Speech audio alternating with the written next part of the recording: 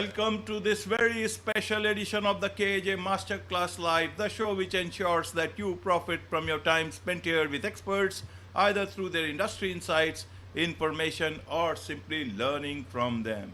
And today we have Kerre. She is a parental educator, master trainer, and she is known for her expertise in family dynamics. Welcome to the show, Kerre. Thank you for having me. It's a pleasure to be here, AJ. You are welcome. Welcome to the show, Care. Welcome to India in this online form. And I'm sure not just in India, but a lot of people across the globe will benefit from what we are going to talk right now. We learn the functional family blueprint from you, and that is bad. But first, let's understand a bit more about you, about your background, about your journey, so that people know who they are listening to and can learn from your journey itself. Yes, AJ. Well, I've been working with children since the age of tender age of 12. So I won't tell you how long that is because you'll do the maths and then I'll be in all sorts of trouble. But have always had a passion for families, always had a passion for children. And it's just very unique. When we talk about our life journeys, I became a mother of 5. I'm a grandmother of 3, and yet I'm still learning. And this is what I love about my job now. That I love sharing the information. That it is just that. Being a parent is a journey. It's going to be uphill sometimes and downhill other times, but it's basically why we're all here. It's why we're all on the planet, I believe. One of the most important jobs you will have in the world. Yes, one of the most important jobs in this world, but there is a lot of discord sometimes where it can, lead to a lot of complaints from each other. So I want to understand for both the sides is that what is it that parents want and what is it that children want? Help us understand as of now what the things are. No, well, look, that's a really loaded question. But thank you, AJ. I think after working with families for so long, I believe all parents want is they want their children to be happy and they want their children to grow up to be able to cope with life. I don't think, when we chunk it up, I don't think there's any other intention from a parent really, whether they have problem children or whether they've problem parents. I think all they want is the best for their child. Unfortunately, as you know, children can be very all they want to be happy as well. So, but they're sort of on the same page. They want to be happy, but sometimes, as you know, life's lessons are going to be a little bit hard. So it's a parent's role, I guess, to be nurturing their child and certainly trying to keep them on the right path. But it's a child's, really, when we talk about children, it's a child's job just to be playful, to be happy, and just to learn and grab those experiences as they're coming through childhood. But you are right; it can be a bit tumultuous at times, especially as children. If you've got headstrong children, they can be really testing. But there is answers, there are solutions, AJ, and I tell people there is such a thing as parental bliss. And I'm sure people look at me as if I've got 3 heads and thinking it's not possible, but it is. And it really comes down to, us having great attitudes and being open to learning. It's so similar to, professional development or personal development. I have this thing called parental development, because we do need to learn skills along the way. We just can't put it down to our experiences. We're not born as parents. We certainly have to learn the journey as we go. Right, right. So you talked about that parents want their children to be happy. So don't children want their parents to be happy? How can they do that? And why is it that they don't understand that parents want them to be happy? Or is it that children want to find happiness in something else, in friends and mobile phones and other things? I want to understand the basis of this discord, trying to understand each other's point. Why is it that they are not able to make sure that one other person's point of view is understood? Well, it's a good question, AJ, and it really comes down to, like everything else, how good a communicator you are. And if you basically, have very young children and you can be setting guidelines, giving children reasons for why you're acting or doing or protecting. I think children basically grow up in a much more, balanced environment. What I find happens is I work with many parents who have missed that. They've just missed their opportunity while the children are young. And of course, now the children are getting a little bit older. They are, as you say, meeting friends. They're basically, and parents do have a battle on their hands. But again, it still comes down to learning those basic communications. And I was talking to a parent yesterday who was saying to me, she keeps talking to her son about consequences. There'll be consequences for this and consequences for that. And I said to her, well, let's get rid of that word to start with, because that's just putting it's just sort of like waving a red flag in front of a bull when you're talking to a teenage boy and you're talking about consequences. But really, I said, you'd be better off talking about your intention for your son. Why are you wanting him to do this? And as a result of that, that mum I'm hoping is going to start including her son into the conversation, because kids are very good at making up their own consequences. AJ, I remember took a long time, but I had 5 boys. I would say 3 boys only a mother could love. I used to think, what is going on here? But I do believe that when I learned to turn it back on them, I used to say to them, if they disappointed me, I would share that with them. And I would say to them, well, if you were me, what would you do? And it was quite interesting. Often they would come up with some things that I was never going to be that harsh on them. I was not a soft mum. But yeah, kids get it when you give them the guidelines, when you let them know if they've stepped over the line in the sand, and you're including them in that conversation. You can basically really, as I said, enjoy the non-stress, and let the kids do most of the work. Okay, so I get it. If I understand it correctly, then if parents use these words like there will be consequences, then they need to learn a bit more about parenting. Have you in your own life with children, grandchildren, look back and see, oh, these are the things I should have known. I would have had a better parenting style. Help us understand. Through that, parents will have a better understanding of where they stand today, where they will stand today, and look back so many years later. Yes, AJ, I certainly have. My boys have all grown into beautiful men. They have children of their own, as I've mentioned. But I think if I had to, I do look back, and I know I was a single parent there for a while, and I was extremely tough on my children, to the point that I look back now and I'm thinking, if I'm talking to parents, it's about lightening up. It's about taking some pressure off yourself. It's about not feeling judged or not worried about what other people are thinking about you and your children. And AJ, again, when you could relieve that pressure, when you could just take a breath, and trust your instincts. Unfortunately, the old African saying, it takes a village to raise a child. Well, it does. But of course, not just in India, but all over the world now, we're losing that because there's so much distance between people. And I just find now that that's putting an awful lot of stress on parents. And when I can teach them to lighten up, to become, much more relaxed, not expect these unrealistic expectations from their children, life becomes easier. Family becomes easier. The energy in the house changes. And I'm always amazed that, I say to people, if you can get laughter into your family. And that's what I should have done. I should have been much more relaxed with my kids than what I was. But isn't it interesting? We learn from experience.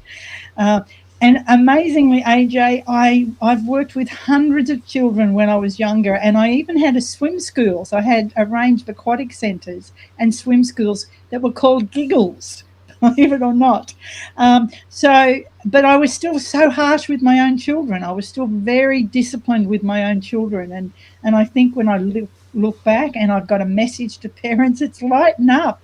Don't be so serious. You know, your kids are like tiny little humans. You've only got them for a couple of decades, and after that, they're off on their own. So enjoy it while you can. Absolutely enjoy it when you can. So, you see, especially in the West, lots of individualism is there, and from early age, people think about children. Know, okay, this is me, mine. This is what I have to do, and parents also are busy in their life. We both are working. It can be, so, and if there are several children, how do you? It is called a family, but how do you really get this family into a cohesive unit that looks actually like a family and not a conglomeration of few individuals, either children or grown-ups? How does that actually work? What is it that one can do, both children as well as parents, and make sure that this is what that it actually becomes a fully functional, good functional family who think about others also, not only about themselves? Look, it's a great question, AJ, and you were spot on. The stresses that parents have today is that they're working. Lots of them have no time, but I often say to people, well, you've got the same amount of time as everybody else. Where we're falling down on the job is we're not putting a priority that we do on our children. And when I say a priority, your family time must be important to you. It's interesting that we work long hours, and because we're expected to work long hours, but at the end of the day, the children they've got to be your top priority. And even when you are busy, you've got to say, okay, well, we've got, maybe you love working out, maybe you like going for a jog, maybe you like going to the gym, you squeeze that in your busy lifestyle. Well, this has got to be, the kids have to become involved. So maybe you do your workout at home and the kids jump all over you. Maybe wrestling in the lounge room is the way to actually get some exercise. But I look at other things that we do all the time. We do gardening, we do cooking, we're washing the car, we're doing these activities that the kids could be included. Now, in saying that, if you've got very young children, of course you don't want them washing your car. However, there are activities, and even preparing a meal. There are brilliant opportunities for you to turn the devices off, get the children in front of you, and you can be chatting with them and working with them while you're actually doing, household chores and things. And that's a good way to start. I have many parents, AJ, said to me, especially over COVID, I'd forgotten how amazing my children are. And it was quite heartbreaking because these parents were saying, they're so much fun to be with. I just forgot. I've just been so busy. But it's got to be a top priority. And I'm not sure about India, but I know here in Australia, there was a stat that came out about 6 months ago that was saying that the average father here in Australia speaks to their children for 5 minutes a day. That was the average. And I was absolutely horrified when you think that, we have Zoom, we have the phone. If dad's working late, then we should be making time to talk to the kids before they go to bed. We should be making time on the weekend if we're away, just to be touching base, just so those children know that they're being thought of and they're not invisible. Right, right, Kerre. Now, do you also advise children also whenever these sort of issues come up? What is it that children can do for to bring much more harmony into the family? Are there things that they can also learn from the parents' perspective, that they are wanting their good, that they are not against what they are doing, but they are all wanting the same thing but communicating in different ways? Yeah, absolutely. And that's a great point, AJ. I work with parents. I don't work with children, although I used to for many years work with children. But I believe now, especially in my role at creating functional families, to me, it's all about changing the energy of the parent, changing the attitude of the parent, and getting the parent to relax and really become much more joyful. And as a result of that, they have children who are very resistant, who have had behavior problems, maybe social development issues.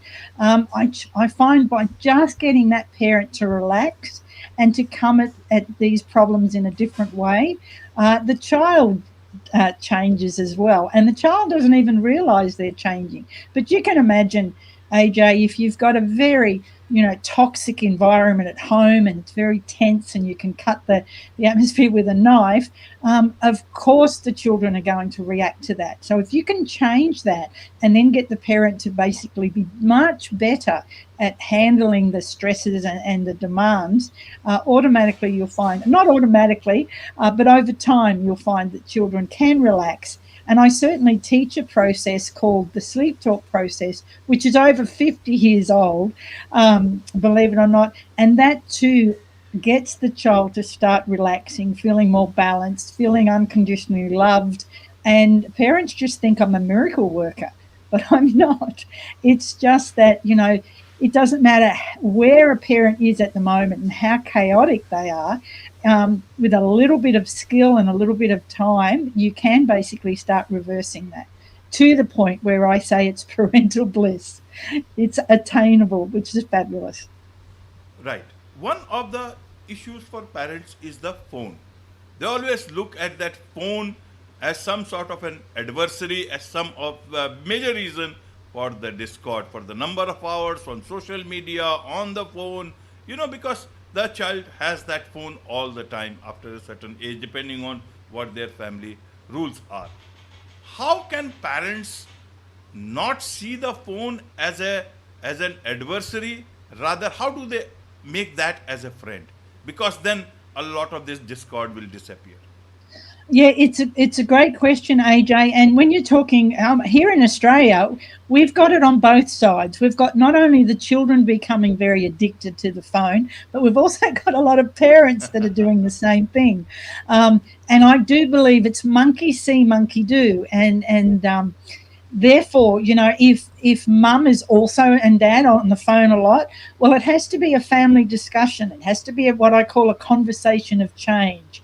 We've actually got to get around the table and have a chat, because you are right. There are many benefits to having a phone. I mean, there are children who take the phones to school just so that mum can keep in touch with them.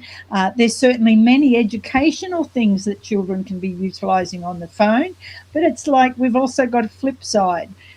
So this is where, if a parent is concerned about it, again, have a conversation of change around the table and discuss together what you think would be ideal. And as you know, many people here in Australia, and I guess India the same, they want the kids to get off the devices to have a nice sit-down meal together as a family. Now, that was almost a thing of the past in many families. Many of the kids now eat their dinner in front of the TV. They're on their devices. And again, that's just one thing that parents could be implementing, even if it's once or twice a week, so that the children can get used to talking to mum, asking how their day was. Mum can find out a little bit more. They're going to be sitting down eating anyway, so why not operate as a family and work together? Now, perhaps you can help me. That's happening in Australia. Is that similar in India as well, and other parts of In India over India, there? in India, you are very connected to your family. You are always there. Your parents can tell you things which and it's very different. For example, I'll tell you, in India, you don't stay away from family until unless it is very much required. If you are going out of town for studies in India, it is not about why you are staying with your parents. It is about why you are not staying with your parents. Okay, so it's a different world altogether. We come out of our houses only when we have to go out, when there is no family. Suppose if one is going out for education or for any other purposes. Normally, people are with their families. It is supposed to be like that. That's the Indian culture, but Western culture is we have to respect that. That has its own benefits, and that brings much more individual. But coming back to the mom part, you see, the teenage years are very important for the family, for in a way, because after that, once the children are grown up, they go out. And then, especially moms, they have this whole thing about empty nest syndrome. And they think about, okay, and if those teenage years of the children, if you don't cultivate that as a family, then once they go out, it can just be, drifting apart. The parents will find it difficult to communicate with them. The children will find it difficult to communicate with you, especially if there are things that they need guidance on. This is a very best time of the life. This is also a difficult time of the life, because you have to make sure that continuity is there after that. How do you do that? Is there a much more sensitive way to understand this? How do you ensure that there is continuity of the functional family? Yes, no, a great question. I think what a lot of people don't realize is when they're certainly heading into their teenage years, your job as their carers, as their, I guess their parents, is to basically be encouraging them to be much more independent, encouraging them to start thinking for themselves and basically making decisions. But again, AJ, it comes down to as you're giving them options and saying, well, what would you like to do? What do you think is best? You're encouraging them to sort of stretch their wings, so to speak. And it is a beautiful time. I hear you. It's a beautiful time for fathers and daughters to be closer, for mums and sons to get closer. But again, it's not, parents have to basically be able to let some of those strings go. They have to, and I found that very hard for me when a few of my kids went out and faltered. They basically made mistakes. And as a parent, we all want to do it. We just want to rush in and fix everything. And at the end of the day, it wasn't what was needed. It was needed for the parent to butt out and let Right. them get on their own 2 feet. But to this day, and I have my baby in the family is 22 years old, AJ, and he's now in, he was in London. He's in London, but now he's in Barcelona, and then he's been somewhere else and somewhere else and somewhere else. And what is so beautiful, and I feel so blessed, is he calls every third or fourth day. Now, he doesn't need to. He knows, I know he's on his own. He's quite capable, but he calls every 3 or 4 days just to check in and say hello. And it is a wonderful feeling. And when I finish some of those conversations on the phone, I'm thinking, wow, that was more like a good friend, or it doesn't feel like my son. It just feels like we have moved on to another dimension of communication, because I hear about absolutely everything. And I'd like to be encouraging parents to, yes, encourage the children to be more independent and praise them when they make great decisions. But then always keep that communication handy, even if they're around the other side of the world. Again, a quick email, a quick text, even, if you're lucky enough to have Zoom and you can talk to them face to face, you don't have to, monopolize their time. But it's interesting that you'll keep that going, and really we never stop being parents right up until we're fully grown, or even elderly. We still have great contact, and that's what I would encourage everybody to be thinking about. Sure, they're at home, they're driving you nuts now, but you really want to be building this relationship for years and years and decades to come. Absolutely, for decades and decades to come. Now, Kerr, in it is life, and life is not always the way we want it to be. Sometimes some family dynamics are not good. There are divorces in family, and especially if children are young, very young. How do you children always look at the family as a family, and there some children may are not that old to understand these things, or do not want to have that capacity to understand. How does that family, which is no more a family in that sense, still ensure that there is family continuity in terms of the child's growth? How do parents ensure that, especially if they are, and with another family, say stepfather or stepmother, or how does that? What is the role of a stepfather, stepmother here, so that the child gets that functional family in whichever part of the side of the family he is? No, AJ, I have two words which are getting thrown around quite a lot now, and that is unconditional love.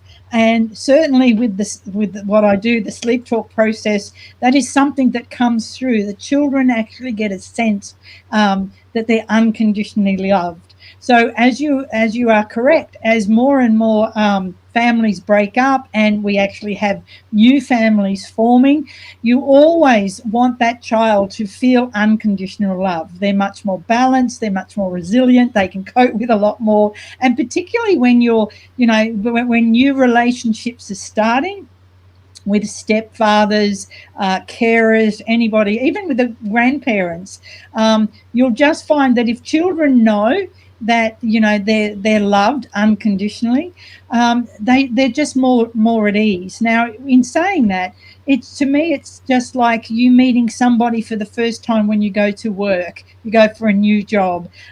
Yes, things are a little bit strange, there's not much, you don't have much in common, but it takes that little bit of effort and that little bit more communication and spend a bit of time with them, and then you actually build that rapport. So when we do look at step parents, when we look at step mums or stepdads, with children, particularly young children, I just say trust your instincts and be comfortable that it'll take as long as it takes, particularly if the child is being used as a bit of a pawn. Unfortunately, that does happen, where the kids are like they're caught in the middle of these. But again, it really comes down to great communication, and being honest with the child. And just say, for instance, that a dad leaves the house. It's important for mum to let that child know that it has nothing to do with the son, with the child. They're still unconditionally loved. Their dad still loves them. They will hear from dad. And even if they don't, it's just giving that child a sense of security that they're not going to act out. They're going to be quite comfortable. And it's interesting that, the family dynamic now is quite different than what it was 30 or 40 years ago. I believe children are much more resilient, and they're much more accepting than us adults. And I think sometimes it's the adults that have to do the evolving. The kids are already there. We just don't realize it. Absolutely, Kerre. And so you talk about the Sleep Talk Solution. Tell us a bit more about the Sleep Talk Solution, so that it brings a solution to a lot of families. Yes, well, if you've AJ, it was developed over 50 years ago, 1973. I think it's our 50th year. It was developed by a lady who had a child with special needs, and she found that they were, when I say special needs, there was really no communication. She was very, very hostile, very resistant, and it was really difficult for this lady to even get through to her daughter. Now, her husband was a hypnotherapist, so together they sat around the kitchen table and thought, well, what happens if when our daughter goes to sleep, is it possible that we may be able to, just infuse her with some, I guess you could say, some statements that will make her feel more comfortable with her world, make her feel more happy and settled. And that's how Sleep Talk was born. It's amazing that together over at a few years, they came up with, I don't like the word scripts, but they came up with some beautiful positive statements. And we teach parents how to deliver them and deliver them well to children when they go to sleep. We're talking about 3 to 4 minutes a night. and it does everything from children, and of course back then we had no idea what neuroplasticity was. Unfortunately, we know what it is now, and this is how we utilize the child sleeping, we utilize their subconscious mind, and over time we find we can improve attitudes, we can get children feeling much more comfortable, they can be happier, and it's just a simple and it's a very simple process that parents can do, 3 to 4 minutes a night. It's easy to do. It doesn't hurt the children at all. In fact, the children just absolutely thrive. And again, it's been around. It's been all over the world. AJ, we have people in India that are sleep talk consultants, and they just share with parents this simple method that just makes such a difference. Wonderful. There's much to understand, learn from you, Kerre, and I'm sure a lot of people would like to connect with you, learn more about you, take your help as a parental educator. So, what's the best way for them to do so? There's two ways, AJ. They can certainly go to my website, Creating Functional Families. They can have a breeze through and then just reach out to me. Or they can actually give me a quick call on Setmore, make an appointment for a 15-minute chat. As you can see, I'm always up for a chat.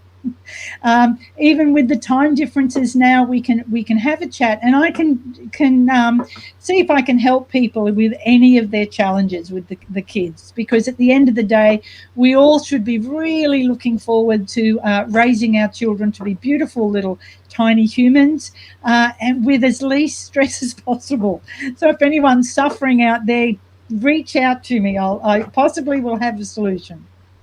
Absolutely, absolutely. With this, it's a wrap on this very special edition of the KJ Masterclass Live. Thank you so much indeed for joining us. Oh, my pleasure. Thank you, AJ.